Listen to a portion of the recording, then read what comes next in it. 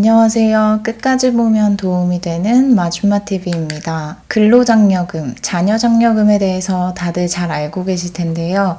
근로장려금은 일을 하지만 소득이 적어 생활이 어려운 가구에게 장려금을 지급해서 실질적 소득 지원과 함께 근로를 장려하는 제도이며, 자녀장려금은 18세 미만 부양 자녀가 있는 경우 자녀 양육비를 지원하는 제도입니다. 물론 두 장려금 모두 가구, 소득, 재산 요건을 충족해야 지원금을 지급받으실 수 있습니다. 반기 19년 9월, 20년 3월, 정기 20년 5월 신청 기간 내에 이미 신청하신 분들이 대부분이시겠지만, 미처 신청하지 못한 가구를 위해 기한 후 신청이 가능하다라는 점 알고 계신가요? 지난 5월에 2019년도 소득분에 대해 근로장려금 정기 신청을 혹시 하지 못하셨던 분들은 오늘 영상을 보시고 기한 후 신청을 늦지 않게 꼭 하셔서 지급받으시면 좋을 것 같습니다. 기한 후 신청 시 지급액은 어떻게 산정되고 신청 대상자는 자격이 무엇인지, 신청 기한 및 신청 방법,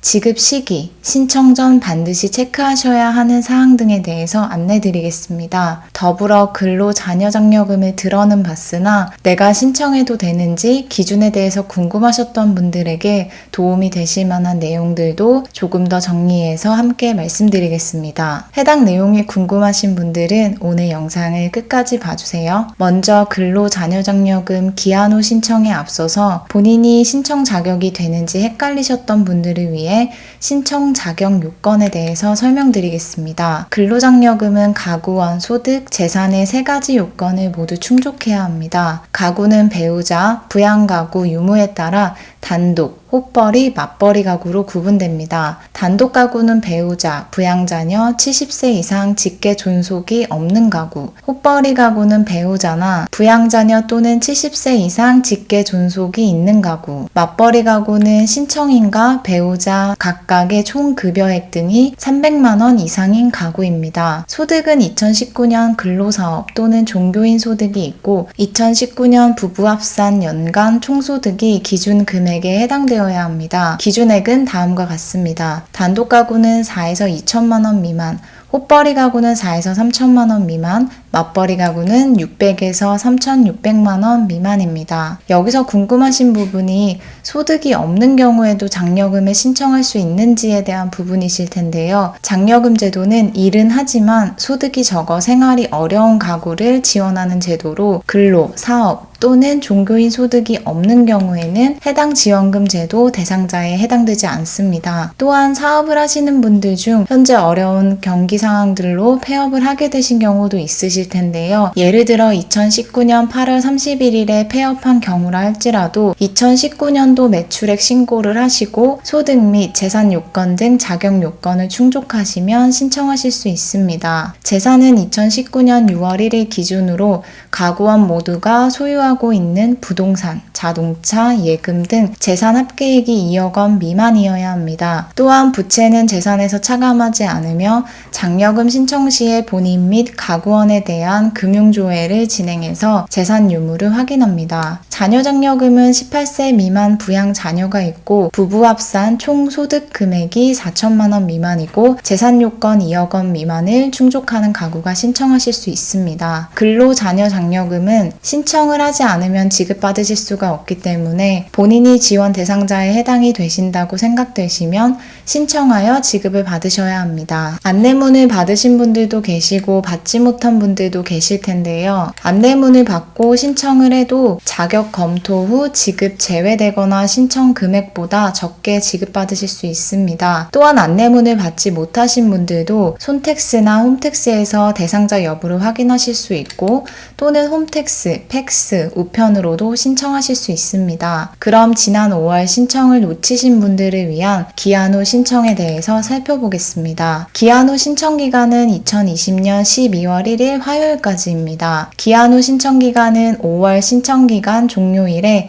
다음 날부터 6개월이 경과되면 불가하기에 2020년 12월 2일 수요일부터는 신청하실 수 없습니다. 반드시 올해 12월 1일까지 신청해야 한다라는 점 잊지 마시고요. 기한 후 신청을 지난번 신청했던 사람도 또 해야 하는 건지 헷갈리실 텐데요. 지난 9월에 장려금을 신청하신 분들도 기한 후 신청을 해야 하는 건지 설명드릴게요. 9월에 신청하셨던 장려금은 2020년 상반기인 1월에서 6월까지에 해당되는 소득에 대해 장려금을 신청하는 것이고, 이번 기한 후 신청의 경우 2019년 소득에 대해 신청하는 것입니다. 따라서 올 9월 달에 장려금 반기 신청을 하신 분들 중에서 2019년 소득에 대해 아직 신청을 하지 못하신 분들은 2020년 12월 1일 화요일까지 기한 후 신청을 하셔야 합니다. 그리고 앞서 말씀드린 것처럼 19년 9월, 20년 3월 반기 신청자와 20년 5월 정기 신청자는 이번 기한 후 신청 대상자가 아닙니다. 12월 1일까지 기한 후 신청을 하신 분들에 한하여 지급 기준에 따라서 지급액이 결정됩니다. 지급액은 본인과 배우자의 근로, 사업, 종교인 소득을 합한 총 급여액 등을 고려하여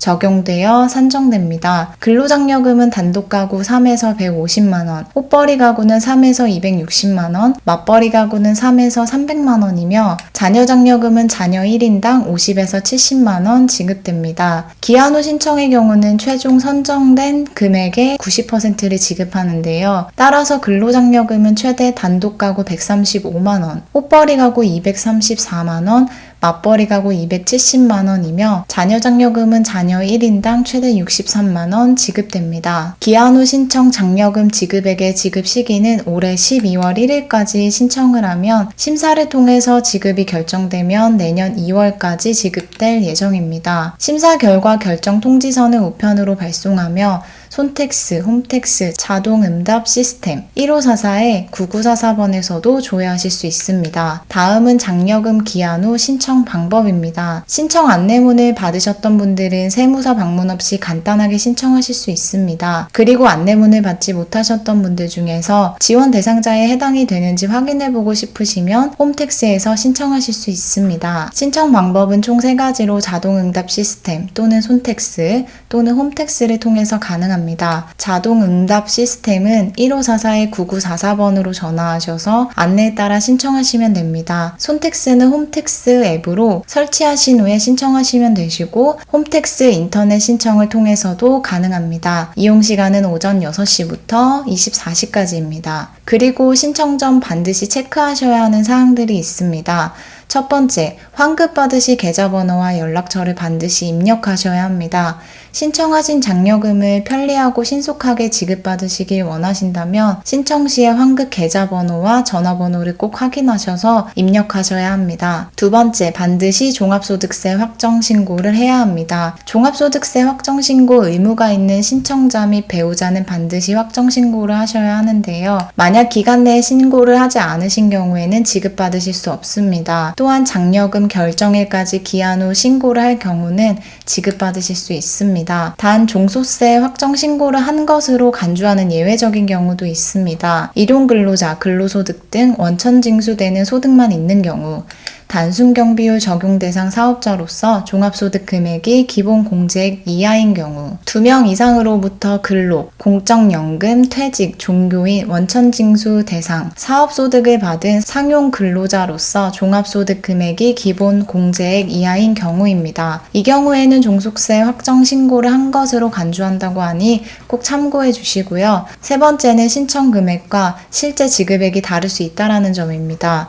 기한 후 신청의 경우는 산정된 금액의 90%를 지급하며 재산 합계액이 1억 4천만 원 이상 2억 원 미만인 경우 장려금의 50%를 지급하고 체납세액이 있다면 지급액의 30%를 한도로 충당합니다. 따라서 신청하시는 분의 가구, 소득, 재산의 실제적 현황에 따라서 신청하셨던 금액과 실제로 지급되는 지급액은 차이가 날 수 있다는 점 참고하시면 됩니다. 그리고 허위로 근로자녀 장려금을 지급받으신 경우에는 지급한 장려금을 환수하고 가산세를 부과하고 향후 일정 기간 동안의 장려금 지급 대상자에서 제외되기에 부정수급하지 않도록 반드시 주의하셔야 합니다. 오늘은 근로, 자녀장려금, 기한 후 신고, 신청 방법 및 지급액 관련 내용 등에 대해서 살펴봤습니다. 안내문을 받았으나 신청을 잠시 잊고 계셨던 분들, 혹은 안내문을 받지 못했으나 대상자에 해당이 되는 것 같아 신청해 보시려는 분들께서는